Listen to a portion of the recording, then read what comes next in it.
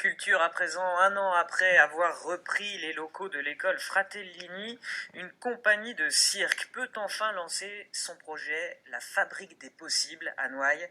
Elle accueille d'autres compagnies en résidence pour créer ensemble un spectacle. Noémie Marot-Saferis, Mélissa Janois.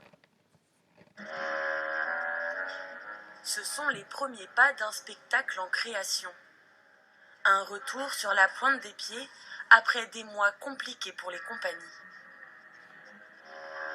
On a commencé la création et la production du projet juste avant le confinement, une semaine avant. Et là, du coup, ça fait 6 mois qu'on ne s'est pas vu et on a recommencé ce matin.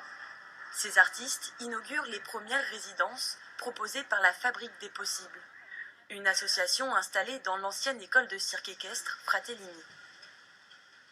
Un endroit unique pour y développer des spectacles aux accents contemporains.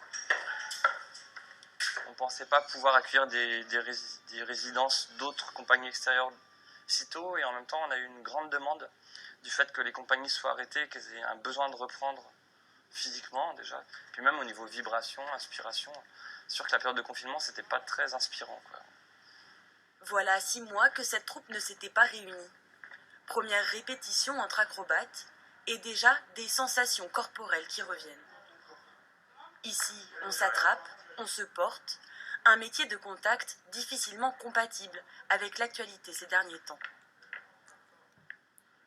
Entre acrobates, c'est impossible de ne pas se toucher, mais on se considère comme une unité épidémiologique. Donc on reste entre nous. Le plus compliqué étant potentiellement dans les temps qui viennent, les déplacements, puisqu'on a une équipe un peu européenne ou internationale pour le moins, et qu'on est à la merci d'éventuelles quarantaines. Cette résidence donnera lieu au retour d'un spectacle le 26 septembre prochain à Creil. Malgré un avenir incertain pour les compagnies, la rentrée culturelle aura bien lieu.